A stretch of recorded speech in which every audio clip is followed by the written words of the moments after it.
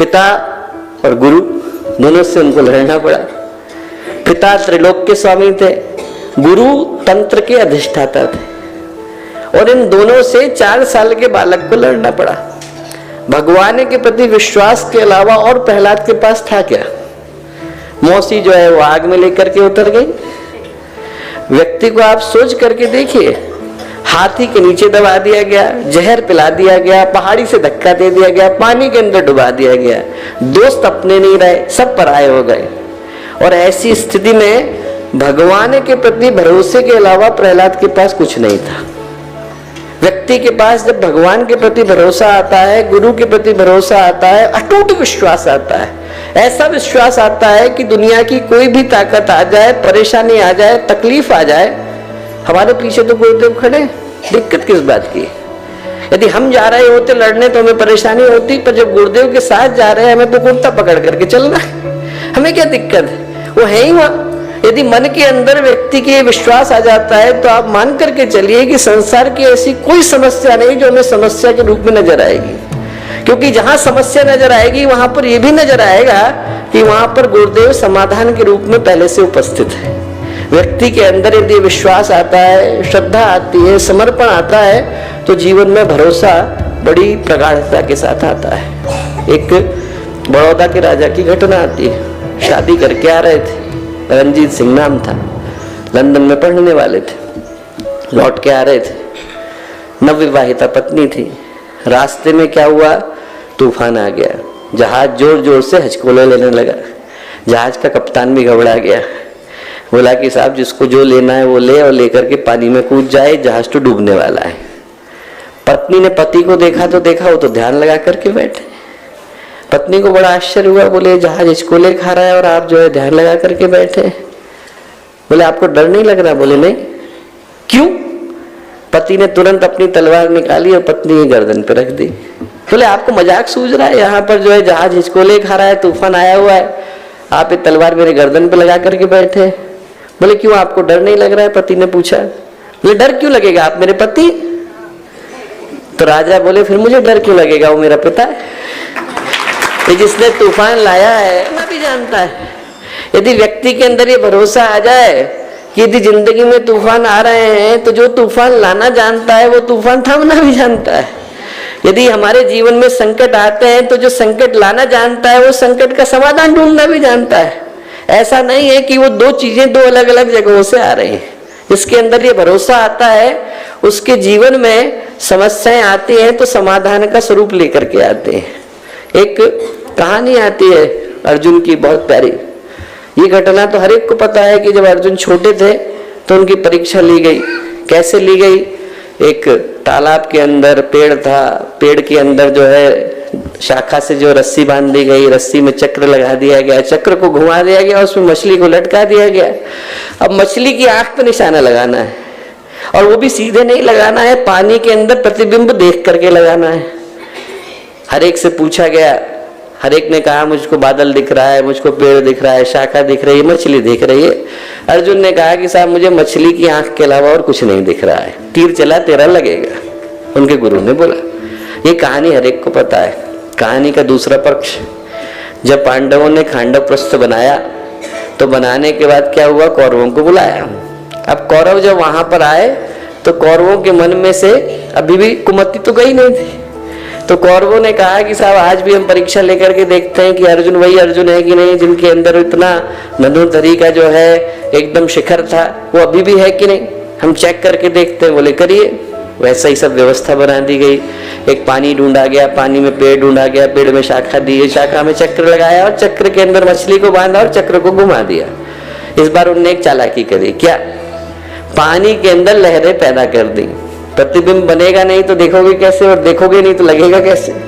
अब अर्जुन ने घबरा करके भगवान को याद किया। भगवान आए, भगवान ने कहा चिंता की बात नहीं अर्जुन, पूरी एकाग्रता के साथ तुम जो है निशाना लगाओ।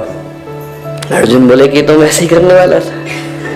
बोले यदि यही करना था तो मैं आपको याद ही क्यों करता, यदि ये मैं करूंगा तो आप क्या करेंगे? तो भगवान बोले लहरें कौन शांत करेगा? ये भूल रहे हो कि लहरें कौन शांत करेगा? पुरुषार्थ तो हमें ही करना पड़ता है, पर लहरें शांत करने का काम तो गुरुदेव करते हैं। कार्य करने के लिए तो हमें उतरना पड़ता है, पर जो मार्ग के अवरोध है उनको दूर करने का काम तो गुरुदेव ही करते हैं। तो याद ये करने की आवश्यकता है कि व्यक्ति के जीवन में भरोसा आए कि जब हम किसी कार्य को करने के लिए चलते हैं तो गुरुदेव परीक्षा लेते हैं, पर परीक्षा लेने के साथ साथ ये जरूर देखते हैं कि व्यक्ति पुरुषार्थ करने के लिए आगे बढ़ने का साहस रखता है कि नहीं। तो यदि व्यक्ति के पास श्रद्धा आती है दोस्तों, तो पहला तो उसके अंदर विश्वास जन्म लेता है। दूसरा, श्रद्धा आती है तो उसको भगवान की आवाज सुनाई पड़ती है, क्योंकि भगवान की आवाज हर एक को सुनाई पड़ती नहीं। सूरज का जब प्रकाश उतरता है तो पहले चोटियों पे जाता है, धीरे धीरे करके घाटियों में उतरता है। भगवान जब आते हैं तो उनका दर्शन, उनके स्वरूप को वही देख पाते हैं जिनके अंदर भगवान को देखने का, उनको सुनने का भाव और साहस होता है। उसी दरबार में जहां पर भगवान ने अपने विराट रूप को दिखाया, वहां पर 1.5 पेज तक तो दुर्योधन यही पूछता रह गया है कि भगवान कहाँ खड़े हैं। और वहीं पर विदुर को भगवान के विराट रूप के दर्शन हो गए। दिखते उन्हीं है भगवान जिनके अंदर देखने की आंखें होती हैं। भगवान की आवाज को सुन वही पाते हैं जिन पर भगवान की आवाज को सुनने के कान होते हैं। श्रद्धा की आंखें हो और विश्वास के कान हो तो व्यक्ति को भगवान दिखाई भी पड़ते हैं, सुनाई भी पड़ते हैं। जो श्रद्धा जागती है, समर्पण आता है, विश्वास आता है, तो व्यक्ति के अंदर इस भाव को जगा करके जाता है कि वो महसूस कर पाता है कि भगवान हमसे चाहते क्या है। क्योंकि भगवान रोज आवाज लगाते नहीं, एक युग में एक ही बार भगवान को रोज आवाज लगाने की आदत नहीं। एक युग में एक बार भगवान आवाज लगाते हैं। अंतिम बार आवाज लगाई थी तो कब लगाई थी? जब भगवान कृष्ण के रूप में आए थे। और किसी बड़े काम के लिए लगाई थी क्या? छोटे काम के लिए लगाई थी। पहाड़ी उठा ली, आप लोग लाठी लेकर के आ जाओ। भगवान राम के रूप में आए तो किसी बड़े काम के लिए आवाज लगाई नहीं, पानी पे पुल बनाना है, आप लोग पत्थर लेकर के आ जाओ। वो समुद्र तो भगवान की भुएं टेढ़े होने के बाद रास्ता निकालने को खुद ही तैयार था। वो गोवर्धन भगवान की कानी उंगली से खुद ही उठने को तैयार था, पर भगवान बाकियों को लेकर के आए ताकि उनके अंदर अपनी लाठी को लगाने का भरोसा आ सके, ताकि उनके अंदर अपने पत्थरों को उछालने पर भरोसा आ सके। जो युग निर्माण का काम है, विचार क्रांति का काम है, वो गुरुदेव स्वयं कर पाने की स्थिति में बुलाते हमें इसलिए हैं ताकि हमें हमारे कदमों के ऊपर भरोसा आ सके। ये भरोसा आ सके कि हम गुरुदेव के साथ खड़े रह पाने की ताकत अपने कदमों के अंदर सुरक्षित रखते हैं। जो श्रद्धावान है उसको गुरुदेव बुलाते हैं देखने के लिए कि जब भगवान पुकारते हैं तो वो देने का साहस रखता है कि नहीं। भगवान बड़ी चीज नहीं मांगते, मांगते छोटी चीज है। हमने क्या दिया ये महत्वपूर्ण नहीं है, किसको दिया ये महत्वपूर्ण हो जाता है। जिसको देते हैं उसके आधार पर परिणाम निकल करके आता है। महाराष्ट्र में राजा हुए पेशवा बाजीराव, निकलते थे एक दिन तो उन्होंने देखा एक लड़का है गरीब। उनने अपने मंत्री से कहा, जो राजा थे, उन्होंने कहा अरे साहब इसको जरा सा कुछ दे दो, कपड़ा एक फाड़ करके दे दो, कपड़ा फाड़ करके दे दो, पहनने को हो जाएगा। मंत्री ने कहा अभी नहीं देंगे, सुबह आना, सुबह देंगे। राजा बोले अरे दे देते, कपड़ा तो फाड़ के देना था। बोले नहीं नहीं सुबह देंगे। सुबह राजा ने कहा, राजा को लगा कि शायद मंत्री नहीं देंगे। राजा ने मंत्री से पूछा उसको कपड़ा दे दिया था कि नहीं फाड़ के? बोले साहब उसको 5 गांव दे दिए। बोले अरे कपड़ा फाड़ के देने को बोला था, तुमने 5 गांव दे दिए। बोले नहीं साहब, राजा दे रहे हैं तो राजा की मर्यादा के अनुरूप तो देना चाहिए, कपड़ा फाड़ करके तुम्हें भी दे सकता था। उस दिन के बाद से वो जो परिवार था उसका नाम फड़के हो गया। वो जो सरनेम फड़के है वो वहीं से निकल करके आया, वो कपड़ा फाड़ करके दे दिया था।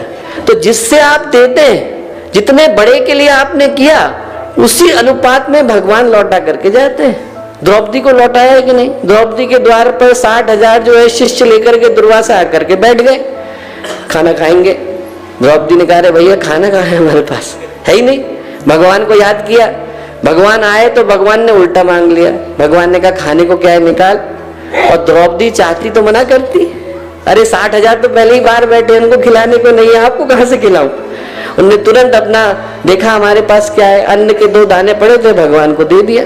भगवान ने एक अन्न का दाना खाया और दूसरे के ऊपर हाथ रख दिया और क्या बोले, एक अन्न का ये दाना फल देगा तुझको मन माना। अब ये जो एक अन्न का दाना है ये अक्षय पात्र में बदल गया है। इससे तू 60,000 को खिला, 60 लाख को खिला, 60 करोड़ को खिला, 60 अरब को खिला, फर्क पड़ने वाला नहीं। तो पहले क्या लिया, परीक्षा ली। पहले तो भगवान ने ये देखा कि द्रौपदी के पास देने का भाव है कि नहीं। लेने वाले तो बहुत हैं पर भगवान को देने वाले कम पड़ जाते हैं। जो भगवान के लिए अपनी छाती खोल करके खड़े हो जाते हैं, भगवान उनके लिए भी छाता खोल करके खड़े हो जाते हैं।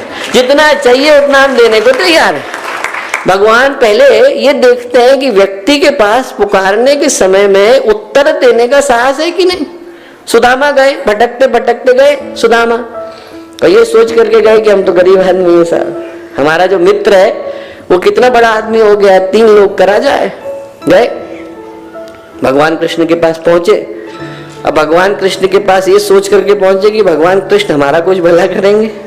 उल्टा भगवान कृष्ण ने क्या कहा, तेरी जेब में क्या निकाल, और एकदम सुदामा ने खुश होकर के दिया।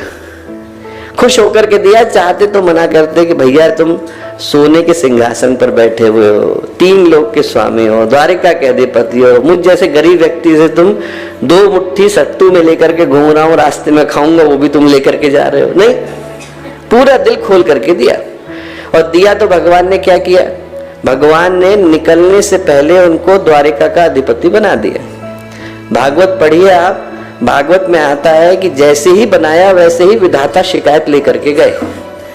क्या बोले, बोले जब ये पैदा होने वाला था तो हमने इसके माथे पर लिख दिया था इसको श्री लक्ष्मी कभी नहीं मिलेगी। भगवान ने दोबारा हाथ फेर दिया, दोबारा देखिए आपको पढ़ने में भूल हो रही है, क्या लिखा है, लिखा था इसको श्री ही मिलेगी। भाग्य भगवान ने बदला, पर उससे पहले परीक्षा ली कि इसके अंदर देने का भाव है कि नहीं। जो आज का दिन है वो यही पुकारता आया कि हम भगवान के प्रति भरोसा रखते हैं कि नहीं। गुरुदेव पुकारते हैं तो हमारे कदमों में, हमारे हाथों में, हमारे दिल में उनकी पुकार को उत्तर देने का साहस है कि नहीं। होता है तो उसके बदले में भगवान लौटा करके जाते हैं। जितना बड़ा व्यक्ति करता है उतने ही बड़े व्यक्ति की पुकार होती है और उतनी ही उसके पास देने की सामर्थ्य होती है। बलि जो थे उनने दे दिया, सबको पता है, वामन बन करके आए भगवान। उसके बाद बलि ने क्या किया, बलि ने रिटायरमेंट ले लिया। बलि जाकर के जंगल में बैठ के तपस्या करने लगे। इंद्र के मन में शत्रु का भाव था। इंद्र ने बृहस्पति से पूछा कि कहाँ है आजकल बलि, आप बताइए, मुझे तो पता चलता नहीं। बोले अरे छोड़ दो, जंगल में तपस्या कर रहे हैं, क्यों परेशान कर रहे हो। बोले नहीं नहीं, बोले नहीं मेरा बड़ा मन है, मैं जाऊंगा। तो गए वो, अब उनने बता दिया कि वहां तपस्या कर रहे हैं। वो बलि के पास गए और इंद्र जाकर के बोले देखा मैंने तुम्हारा 3 लोकों का जो राज्य था वो ले लिया। तो बलि हंसे। बलि बोले ऐसा है इंद्र, लिया तो तुमने नहीं, पहली बात तो लिया भगवान ने, दूसरी बात मैंने राज्य दिया है, पराक्रम नहीं दिया है। यदि पराक्रम की परीक्षा करनी हो तो भी कर लेते हैं। तीसरी बात बोले ये सोच करके देखो कि मैंने दिया क्या, 3 लोक, इससे बढ़कर के संसार में देने को कुछ नहीं। दिया किसको, 3 लोकों के अधिपति को, उनसे बढ़कर के लेने वाला कोई नहीं। जो मुझे मिलेगा उसका अंदाजा तुम कर भी नहीं सकते हो।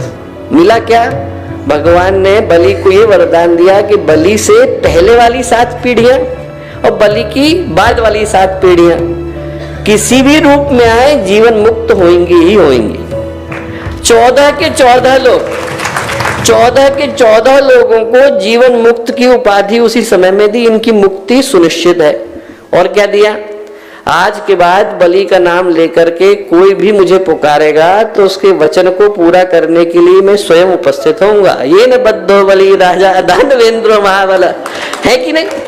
जैसे बलि ने बांधा उसी तरीके से मैं तुमसे बंधने के लिए तैयार हूं। उस दिन के बाद से युगों युग गुजर गए, पर बलि को जो वचन भगवान ने दिया उस वचन का प्रताप ये है कि जब भी बलि का नाम लेकर के पुकारा जाता है भगवान को बंधने के लिए आना पड़ता है।